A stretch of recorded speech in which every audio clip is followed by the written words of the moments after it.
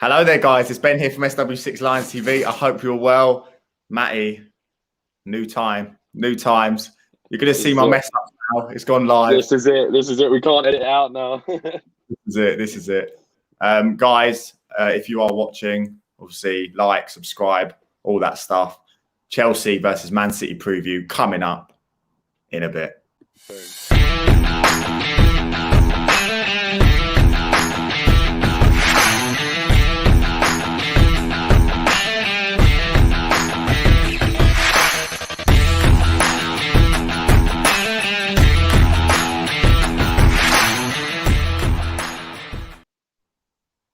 Oi. What are you saying about that then, boy? Wait, are we not live now then? Yeah, we are. Oh, we are live now. What do you think about that little intro? Yeah, no, it was decent, mate. It was decent. I never have a problem with your intro, so it's fine. I'd love to say I made it, but I definitely didn't. Right, we'll start, Matty. We'll start on last night. I think we've got different opinions. I think we have got different opinions on this. I didn't think we played that well again. I think it was another one where you look at it and it's like we scraped by, really. Obviously, you had a guest on your show, Jay, on Tuesday. Yeah. With Chelsea. Matt hasn't actually asked to come on yet, so not taking it personally. Maybe soon. Keep your eyes peeled. Maybe soon. I'll be waiting for the. Waiting for the DM. yeah, waiting for you to slide in the DMs. I will get straight into it, actually. We'll get straight onto the matter. I saw you two saying Werner makes the side better after last night, mate. I mean, do you know what, right? One thing I'll say is, yes, he scored. You know, you can't deny that. It was a pretty good finish. The reason why I think he struggled is because he was playing up top alongside Ziyech. That is two quite weak, not really physically built players playing up front alongside each other against some big centre-backs that Villa have got. And I think Werner, if he plays, has to play alongside Lukaku. You have to have sort of Lukaku with that physical presence, physical dominance alongside Werner with the speed. I just think it didn't work with Werner and Ziyech alongside each other. I don't think you can make excuses for this guy anymore, man. I think he's... Really? Hey, yes. He ain't doing it. I still think he makes our team better. Scored, right? I was sitting next to someone yesterday. I met him yesterday. We were having a chat about him. He hated him. He hates him. So I was like, I'm sort of on the fence, but now I'm done. I think I'm done with Werner. I really do. Really? Yeah. I just think there's no one else in the team brings what he brings to the starting 11. Right, I'll finish what I said, right? So I text my dad because me and my dad had this thing. We're at Arsenal away, and he goes, "Trust me, Werner will be all right. Trust me." I was like, "No, he's not. He's not all right. He's shocking." So yeah. And then Werner obviously set up the goal for the Tottenham away. What am I talking about? And then yesterday, Werner was giving the ball away. His end product makes me so angry. I texted my dad last night saying Werner is shit. Yeah. So 5 minutes after, Werner goes and scores, didn't he? I was like, oh, for God's sake. But then even after that, like, he missed a sitter, mate. He missed a one-on-one. Do you remember it? The one-on-one he went... Yeah. No, 100%. I agree with you. He has to improve his end product if he wants a place in the team. 100%. Yeah. There's no doubt about it. He has to improve his end product. But I think what Chelsea fans need to get rid of now is we need to stop thinking about the fact that he's going to be our main goal scorer, because he's not. He's not going to be that guy that gets us 20, 30 goals a season. We need to accept the fact that he's not going to be that guy, but he's also going to be the guy that allows Lukaku to get 20, 30 goals a season. Because I think with the movement off the ball, the speed, the way he drags defenders away. Champions League final, we don't score that goal unless Timo Werner makes that run. Simple as that. I get that, but he was bought to score goals. He was bought to score goals. Yeah, no, I agree with that. But it's one of those things. But then we've seen with Kepa that we don't know what we don't know what confidence is going to do to him. Clearly, Kepa with a bit of confidence is playing all right at the minute. So you don't never know what confidence can do for a player. And if Werner starts, say for example, he starts at the weekend and bags another goal, that's 2 in 2, 2 goals and an assist this season for him, and it might start kicking him into gear. So who knows what confidence? If he just needs, I think he needs a bit of confidence. He needs the game time. He needs the minutes, and we'll see from there. Well, I don't want to hang too much into yesterday because obviously it was a bit dire, to be fair. It is what it is, isn't it? We'll just touch onto Ziyech and Hudson-Odoi as well. Bruv, honestly, Hudson-Odoi, I don't mind as much because Hudson-Odoi is still only no end product. Again, I agree with you, but I also think the difference between the two is Hudson-Odoi is still only, 21? Oh, and he's had so many chances in this side now, and I'm getting sick to death of him. Is it because he's not? Is it because he's not playing in his preferred position? No, he's having to adapt to a right wing back position under Tuchel. Yeah, he is. Yeah, but you get put in a place and you try your hardest, and he still gets up the pitch. He yesterday he did some good stuff. Like his touches, like his pace is like frightening as well. But it's just his end product just isn't there, and I don't think it's ever going to be there. So I think when Bayern came in with that money, I'd have shipped him ASAP. Well, it was 70 mil, wasn't it, or something ridiculous? Yeah, it was something ridiculous, weren't it? Forget Hudson-Odoi for a sec. Ziyech, bruv. Oh, no, he is someone who I've lost all patience for. I was really excited when we signed him. I wanted him to do so well. Oh my God, it's so infuriating watching him play football. Like ridiculously, it's just I'm sitting there in the family stand yesterday with like I've got all these like little 12-year-olds around me, and I'm just sat there and I'm like, what the fuck are you doing? And I'm going in nuts at him because he doesn't move the ball quick enough. And again, Ziyech is one of those that in the final third just doesn't seem to do it for me, and I just think, oh, it's just so frustrating to watch. He clearly suited the Dutch league very, very well, but here, I don't think he's made for it. I think we should. He's one of those that I wouldn't mind getting sold. To be fair, yeah, it's another one. His numbers days are numbered, aren't they? Yeah. Right, let's get into the preview. So we obviously we've got Man City on Saturday. You're going to see a lot of mistakes. I'm live. I can't edit nothing out. So I mean, it's raw. To be fair, I've been saying Sunday all week because you kind of think it's a massive game, and the big games usually on Sunday, aren't they? 12:30 on Saturday. That is shocking as well. By the way. Man City, 12:30, as I said, on Saturday, Stamford Bridge. We'll start with Man City. What are their threats? Well, do you want to name the whole team? I was going to say what isn't their threat. I think even though they haven't got a number 9. They've still gone and scored ridiculous amounts of goals. Yeah, okay, it was Arsenal and Norwich, but they can still score goals from anywhere on that pitch. I think, obviously, their biggest threat. I'm not sure what their injury status is like, but I do know that they have got a couple of injuries. I think Gundogan's injured, and another couple of quite important players. But you know, Grealish, if he's playing, he'll always be a danger wherever he is. De Bruyne, again, always going to be a danger on the pitch. That guy's a joke of a footballer. Sterling as well, he's another one. He's always Foden. Like, I mean, they've got so many names that even Gabriel Jesus, if he's fit, he's not an Aguero, but he's not also a terrible finisher. He can put the ball in the back of the net. So I think they got threats all over the pitch, really. Yeah, they haven't. It's worrying, really. When you've got a keeper who can ping a pass like he can, I think everywhere's a threat. Yeah, no, exactly. Yeah, they have got that as well. If you think about our team, I heard obviously on your chat show as well, which I'm enjoying by the way. It's good. I'm liking that. You said, and I don't want to dig you out here, but you said your front three would be Werner, Lukaku, and Havertz. Yeah, so Havertz just behind Werner and Lukaku. Would you still do that against Man City? Yes, and the reason why I say that is because the last the last 5 times we played City, we've won 4 and only lost 1. And the last 3 times we played them, they have played such a high line, it's ridiculous. And Werner in the Champions League final and in the FA Cup semi-final done so well at exploiting that, because he's so quick that when he was getting in behind their back four, it was so dangerous every time.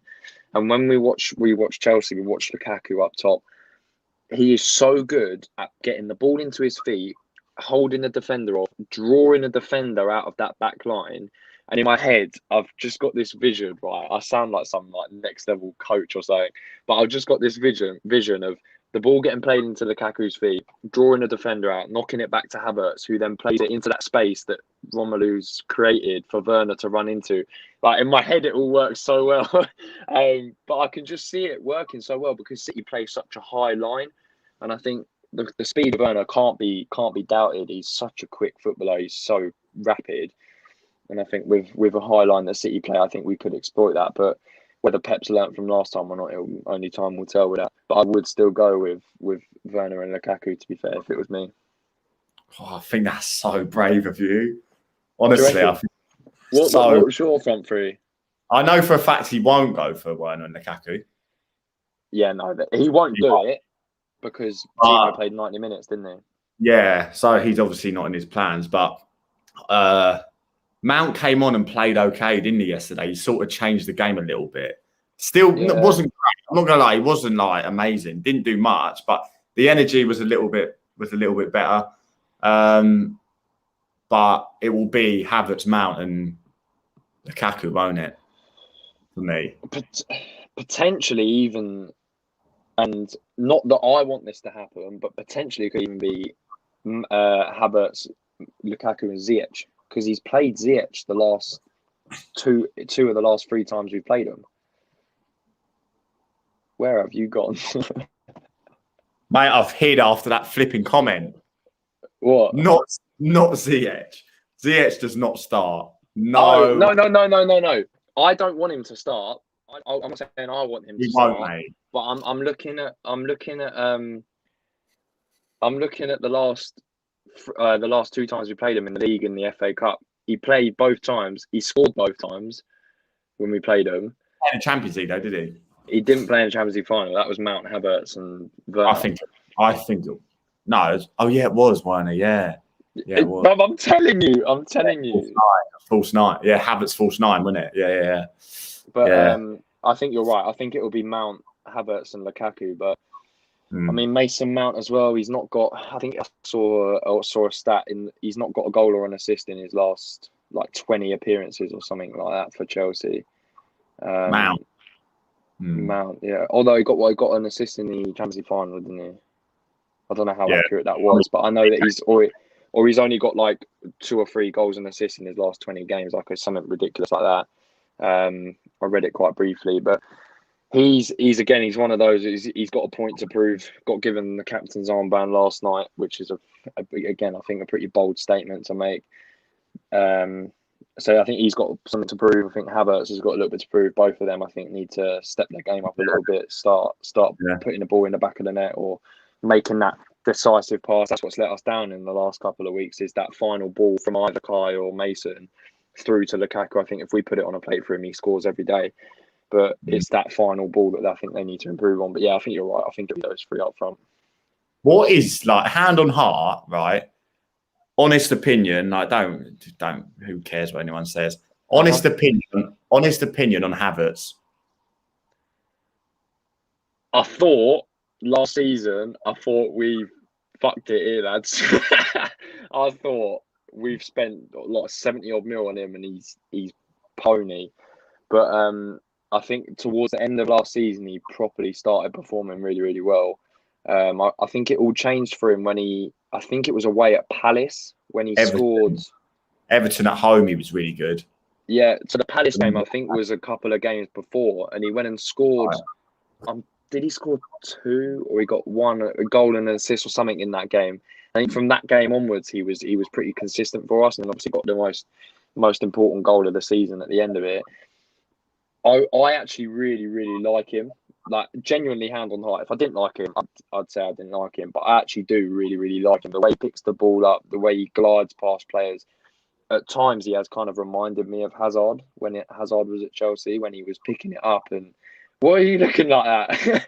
When he was picking the ball up, not only like glimpses, like I'm talking small glimpses, but when he picks the ball up and he's taking it past 2-3 players and then with the ball on, he's got the look of a player who's going to be really, really good in the next few years to come. But I think he's still got a very, very long way to go before he is at that level, personally. Yeah, I don't really think his game's going to be about like beating players, is it? I think he's more like looking up, finding the pass, drifting into pockets and stuff. Do you know he reminds me of Ozil? Quite late. Yeah, I can see that. But he on the ball, I think on the ball recently he's been poor, but normally I look at Havertz and he's like on the ball he's really good. And like this is what I say. Like sometimes when people go, oh, he's had a crappy game. Sometimes it's like he hasn't really, because he's dragged defenders out. Like defenders don't know what to do, like because he's in the pockets. And I think sometimes when you go to games, you watch him and you focus a little bit more on him and you actually see what he's doing. But sometimes it doesn't look like what he's doing. Like he's not doing anything amazing, but he's just using his head, and sometimes that like leads to goals. But I do rate Havertz, but he still hasn't. He's not even come that for me. Yeah, I think he's kind of just shown all of his abilities in small glimpses. Like I mentioned about the the whole link to Hazard thing. Like he's done it in a couple of games where he's gone past. That's a stinky comparison. No, I'm saying like he in such small glimpses. I'm literally talking like he's done it in about 3 or 4 games in total. But where that's a clip. Havertz is better than Hazard. No, I'm not saying that. I'm ratted. Don't get that in. Ratted, bro. Don't be doing me dirty like that, brother. No, I'm saying he's shown it in such small glimpses where he's gone and he's taken it past like 2-3 players and then moved the ball on, exactly like Hazard would used to do. And like you're saying about Ozil as well, he's shown those glimpses of a prime Ozil when he picks the ball up in those pockets, find those passes, creates that space. But it's like what you said there about when you say when people say he's had a bit of a stinker and he hasn't really, and he does a lot more. I think it's the exact same for Timo Werner. That I think fans give him a lot of stick, but I don't quite think they realise sometimes that he's actually had a pretty good game. Yeah, no, I do get that, because off the ball, Werner's probably better than he is on the ball. Do you know what I mean? When he hasn't got the ball, he's probably more dangerous. Werner off the ball than on the ball. Work that one out. He's more dangerous when he doesn't have the football at his feet. Think about it for a second. Yes, he is. He's like a magic man in football. The thing is there another player in our squad that is more dangerous off the ball than him? No, probably not. Exactly. So this is what I'm trying to explain about what I feel like he brings to the starting 11, which is why I think he makes our team better when he's in there alongside Lukaku when it's only either Havertz or Mount. I think he brings more to the team off the ball than Mount or Havertz does. Yeah, but Matt, when he gets the ball, mate. When he gets the ball, it's a different story. That's the thing, like he's got to get. You can't just. But then he has also got an assist in. He's played about 20 minutes of Premier League football and he's already got an assist. And he did get a good handful of assists last season as well. I agree with what you're saying. If Chelsea fans have got obviously I'm on the fence with Werner. Well, I'm not on the fence really. I don't really know. But I do know what you're saying, because this is exactly your point. I compare him to this goal scoring machine that he was in with Leipzig. So I thought, come to Chelsea, bang goals, good, but he's not doing that, and he's a totally different player. He's almost like a left winger, isn't he? So like that's going to maybe assist more than he does score goals. But if he does that, fine. But he needs to keep that up, don't he? And if his end product is a bit better, then I'll start rating him a bit more. But we're going to go into something a bit tough here, Matty, actually. We're going to see how many Chelsea players we can squeeze into a combined 11. All right? Yeah, I know. I'm not looking forward. This is going to be tough, Right. Well, I'm going to ask you, and then you can just say, and then if I disagree, we can just. Right, we're going to do a 4-3-3. 4-3-3. Yeah. So I remember doing it last time. We done 4-2-2, and it was an absolute mess, wasn't it? Yeah, that was horrendous. We'll go for. We'll start with a goalkeeper. See, look, I actually think this is tougher than a lot of people think. I'm gonna say Edison. I'm gonna say Edison, but not to discount Mendy. I think he's on at the moment. I think he's the best goalkeeper in the Premier League at the moment because, well, quite evidently he's the best goalkeeper in Europe because he won the UEFA award. But I think the reason why I'm picking Edison is because he's done it now for 2 or 3 years now in the Premier League, and he's so good. He's so good with the ball at his feet, but I think that actually takes away a little bit of how good of a goalkeeper he actually still is. He still makes. You think Mendy's the best Premier League goalkeeper in the Premier League right now? Yeah. So why isn't he in your team right now then? Because if we're making a combined 11 of who we would pick, I would pick. If we were going off form, I would go with Mendy. But if we're picking a combined 11 for just who we think's better, I think I'm going to go Edison. So if we're going overall, yeah, I think we're going Edison. Yeah, cool. Right, Edison, right back. Who you got? Kyle Walker, Reece James, or Azpilicueta? Azpilicueta. I think it's between. Oh, this is tough though. It's tough. I think again. I think if we're going overall, I've got to go Azpilicueta. If we're going overall, what they've done in the Prem, I think I'm going Azpilicueta above Reece James. Who would you want? Think of it. Who would you have in your team?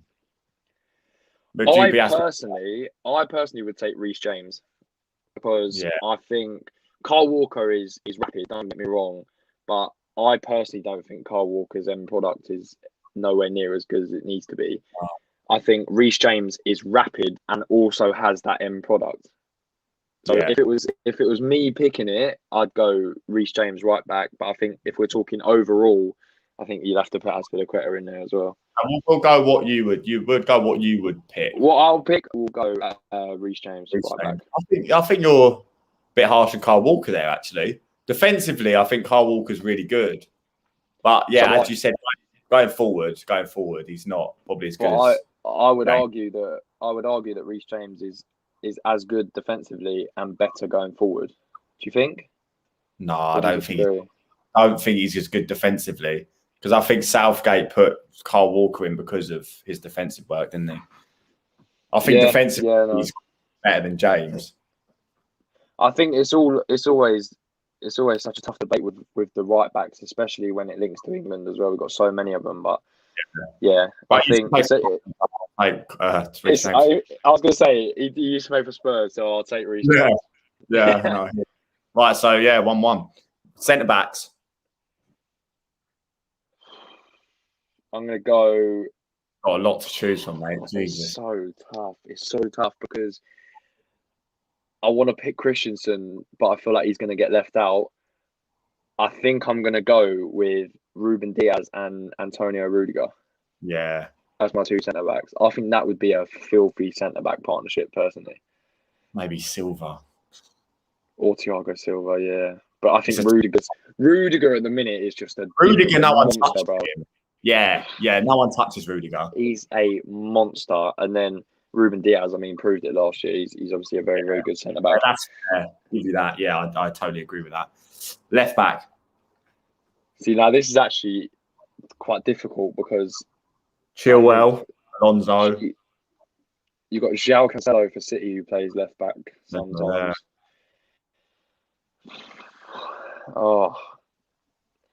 I want to pick Chilwell, but I think I'm gonna go with João Cancelo left back. Really? Chilwell hasn't really played enough, has he? He's not played enough this year, and I think João Cancelo is better than Alonso. So I think João Cancelo at left back. Yeah, I agree with that. 3 in midfield. So we'll start with Are we playing one DM and then two sort of centre mids, or however I want to do it? Two DMs, one attacking. Two DMs and then one attacking mid. Oh God. Kante's in there regardless. He's one of my DMs. Yeah. You got Jorginho. I'm torn between Jorginho. I'm torn between Jorginho and Fernandinho. Yeah. I think I'd go Jorginho just because I think he offers a little bit more going forward, and the way he can break lines with his passing ability. And I think Fernandinho's it's so difficult. It's so difficult to make. Imagine Kante and Fernandinho. Do you not think that's a bit like too defensive though? They're too similar, I feel. Yeah, I hear you. Yeah. And I think Kante and Jorginho just work so well. Yeah. No, I think I'll go Kante and Jorginho. Yeah, I do. Kante and Fernandinho are the same players. Yeah. Yeah, I do agree with you there. To be fair, if you're having two holding midfielders, you want two sort of different types, don't you? All right, we'll go. This is tough. Who's the cat behind? Jesus. I don't think you can ignore De Bruyne, can you? It has to be De Bruyne. Oh, yeah, agreed. I was going to say, who are you picking? Yeah, no. I was going to say, who are you putting ahead of De Bruyne? No, I meant you can't look past him, mate. Nah, De Bruyne is just that guy. Joke. As annoying as it is, because he's a City player, he's ridiculous. Such a good footballer to watch as well. He's immense. So I think he's got to be my number 10. Yeah, I totally agree with that. Totally agree. You didn't even need to comment on him. That's all good. Number 10, front three. We'll start with the left wing. Oh, don't say Werner. It's got to be Timo. No, I'm joking. It's not Timo. I think I would go with. I'll probably go Hudson-Odoi. Oh God, not even. I'd say Pulisic, but he'd probably pull a hamstring or something. I'll probably go. It's hard because you've got Sterling, you've got Foden, who both play down the left. Yeah. I think I'll go Sterling on the. Grealish. I haven't even thought about. Oh my word, bro! No, it's got to be Grealish. Grealish has to go left wing. Has to go left wing. Yeah, Jack Grealish. Yeah, Jack Grealish on the left. Hi guys. Sorry, hi guys. Big up. Timo may have had a slight injury scare, by the way. Oh. Did you hear about that? You'll probably be happy about that. No, never an injured player. I'm not happy about that, but I don't want him starting. Right wing. Who's going right wing? Do you know what? I'm going to put Riyad Mahrez in there. I don't know about you, but Riyad Mahrez for me is seriously underrated as a right winger. I think he's a joke. Riyad Mahrez. I can't think of a Chelsea player who plays on the right that's better than Mahrez.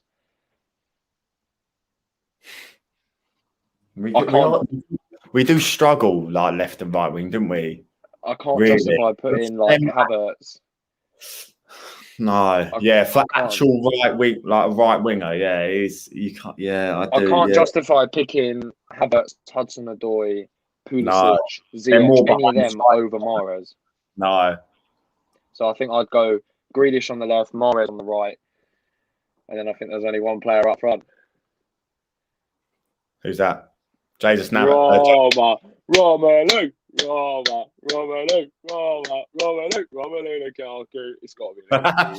It has to go up front. Considering City haven't even got a centre forward, it's got to be Lukaku. Yeah, 100%. Yeah, you got it. Almighty Blue says no Pulisic.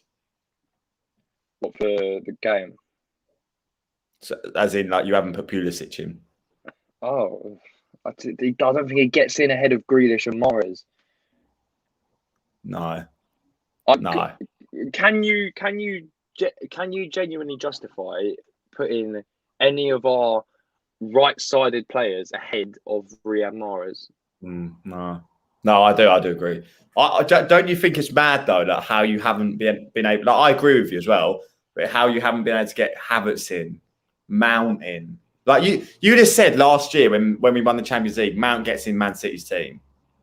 Yeah. And maybe does he now? It's funny how things change in football, isn't it? Because at the moment on form, you have to say no. You have to say probably in his team. I don't think Mount gets in the City team now, but it's difficult because if we've built that team based on a 4-3-3. In a 4-3-3 combined City and Chelsea 11, I don't think there's a place and a position for Mount and Havertz, because even if you want to play them in the 10, they don't get in ahead of De Bruyne. So I think with the formation we played, it's difficult. But I think if you changed formation, you could maybe squeeze them in. Yeah. But I think in the 4-3-3 we're playing, there's no room for Havertz and Mount. Almighty Blue said I'd put Foden over Mahrez. To be fair, is up for debate, that one, I can't lie. It's not a bad point, actually. The trouble is, right, when we had the Spurs fan on, it was, without a doubt, inevitable, only 2 Spurs players were getting in, and that was Son and Kane. When you're doing a combined City and Chelsea 11, you're talking about combining the 2 teams that won the Premier League and the Champions League last season.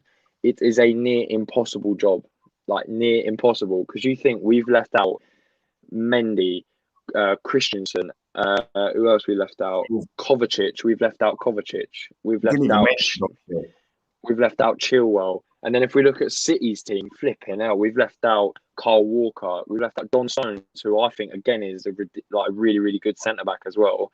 We've left out Fernandinho, Rodri, Foden. Do you know what I mean? We've left out so many players of this team because there's just so many good players to choose from. But Foden and Mahrez is probably a good argument to have, but I still think I'm just about picking Mahrez. Kai Havertz, please. Again, I don't think he gets. You can't put him in ahead of De Bruyne. There's no way. No, you can't get in ahead of De Bruyne. It just doesn't happen, does it? It is mad. It is mad. The players that you would have said last year get in, and we're probably on a bit of a dip, aren't we, in form, really, when you think about the way we've been performing. Like, we've come on this show, like, 3 weeks now saying, do you know what, we haven't played that well, but we've still got results. And that is the way. Champions are made of, though. But do you believe we are going to win the league? Oh, I hate this question. I always try and avoid this question because I don't want to be one of those fans that goes, oh, yeah, we're going to win the league, and then we end up finishing like 4th. I would. It's so tough because, like we just said, Chelsea aren't particularly playing that well at the minute, and we're still winning games. We're still getting results against Spurs. In the second half, we were brilliant, but I wouldn't even say in the first half we were that great, to be honest. But we still win games. This is the thing that's making me think we will go close. If we don't win it, it will be very, very, very close. I just don't know. I still just think we are good. That we've got a great manager. Tuchel's been good, hasn't he? But yesterday, I just think he could have brought on Havertz. Mate, when Ross Barkley came on yesterday, I thought it was Havertz. I was like, oi, Kai Havertz is coming on, have a look. And then number 18 up, I thought, who's this guy? Ross Barkley. Jesus, I didn't even think he was still in the club. I thought they'd sold him. He was down at Spoons. When you know where I was sat? So I was sat right next to the dugout. Pucker seats, by the way, fair enough. They were sick. Yeah. And I saw him where it was Barkley and Lukaku were warming up, and then I heard Tuchel shout, Ross. He was like, Ross. And I thought, really? Ross. I was like, Ross. Oh my God, he's bringing on Ross Barkley. Oh no. And I was like, I kind of sat there and I thought, 1-1, and Chelsea are the ones pushing for a goal. How do you see Ross Barkley coming on and making that chance over Kai Havertz? That was my thought process at the time. But maybe he had City in mind because it's only 3 days recovery. I do think he had City in mind. I was saying to the guy next to me, I said, like, the Wembley days are so good. Chelsea, please don't lose these penalties. Like, I'd love to go to Wembley, even if it's the Carabao Cup. It's still a good trophy to win. Go to Wembley. Yeah. Right, we're going to wrap it up. I'm going to ask you one more question. And we'll wrap it up. But score prediction. So Oh, you've I've heard you say many times, I can't see a team in Europe that's going to beat Chelsea. So you got to go with Chelsea win, I guess. I am going to go with a Chelsea win. I'm quietly confident, to be honest. The really, really annoying thing is I can't see anyone I can't see anyone scoring against us at the minute, but I do think they might get a goal. My head is saying 2-1 Chelsea. No, sorry, my heart is saying 2-1 Chelsea, and my head is going 2-0 Chelsea. Really? So I think they might score, but I also you must agree with me when I say that it doesn't look like anyone's going to score against our defence at the minute. Because even with Kepa in goal against Spurs, the way he was playing, I was still confident with Kepa in goal that we weren't going to concede. Yeah, he did well. He did fumble one, actually. I came on my my review after the Tottenham game, and I said, do you know what? Kepa didn't put a foot wrong. I watched the highlights back and didn't see it, and he absolutely fumbled one. And it was bad. But to be honest, that probably just comes down to nerves, because he was probably itching to make an impression that he was probably just nervous. But against Villa last night, he made some important saves in that game. Today. He did and well. Obviously, did you know as well? Quick stat: did you know he has saved more penalties in penalty shootouts than Petr Cech for Chelsea? Really? Think about that for a second. Yeah, no, genuinely. Do you know what? It's totally off subject. Totally off topic, right? But I was scrolling through YouTube the other day, and I saw that Wembley when he refused to come off. I was like, imagine if that was Tuchel or so. Oh my god! Bruv, I think Tuchel's running on the pitch and slinging him on his shoulder and running him off. It doesn't even get to that point if Tuchel's there, does it? Doesn't even get to that point. Shows how much of a pushover Sarri was. Yeah, exactly. Varun says my score prediction: Chelsea 1-0. Hoping for an entertaining game and come out with a win up the Chelsea. Nice one, Varun. Up the Chelsea. I do think it's going to be a 1-0 or maybe a draw 1-1. I don't think it's going to be a high scoring game. I was saying the other day, draw would be a bad result. Yeah, no, a draw's all right, isn't it? You take a draw against Man City, but in obviously the form we're in, I would want to go and win, especially at Stamford Bridge as well. And I think we can as well. But getting ready for more Jack Grealish dives on Saturday. God, that guy! Every time I watch him, diver, mate, I can't stand him. But, the Olympic team needs a new diver. Right? Maybe you should go and audition for them, bro. Yeah, mate, everyone loves him. I can't stand the guy. But he's a quality footballer, though. You can't say that way. Oh yeah. I do think I think he's decent, but yeah, just quickly. I said before the season started, when I looked at our first 6 fixtures of the season, and I saw we had Liverpool away, Arsenal away, Spurs away, and City at home, those 4 in our first 6, I said if we can finish those 6 games on at least or as close to 15 points as we can, I think that's a good start to the season. I think that you can't really argue with that, especially with the games we've played. We're currently sat on 13. If we beat City, we go to 16, and if we draw, we go to 14. I don't think 14 points from our first 6 is bad considering the opponents we've had. I think if we lose, it will kind of dampen it a little bit, but I can't see us losing at the minute. I just can't see it. To be fair, we've had a really good start to the season and a really tough one as well. So we've done well. You've got to say we've done well because them games are gone now. So we're gonna bring Liverpool back to the Bridge, which we could obviously beat them at the Bridge. Like we've got some like a nice run of games coming now. So after the City game, we've got Southampton, then we've got Norwich, we've got Burnley, we've got Newcastle, we've got all these games that are really easily winnable. It wouldn't surprise me. It wouldn't surprise me if we were top at Christmas and clear by about 6-7 points, purely for the fact that I look at the run-ins into Christmas and I look at ours compared to United. Man United have now got games against. They got Villa at the weekend, which isn't an easy game. They've then got like your Liverpools, your Cities, Chelseas. They've got these tough games coming up. Yeah. I think it wouldn't surprise me if we were top of the league at Christmas. That's not me saying I think we're going to win the league, but it wouldn't surprise me just looking at the run-in that all of these teams have going into Christmas. But it'll be an interesting one, regardless. Oh, hey.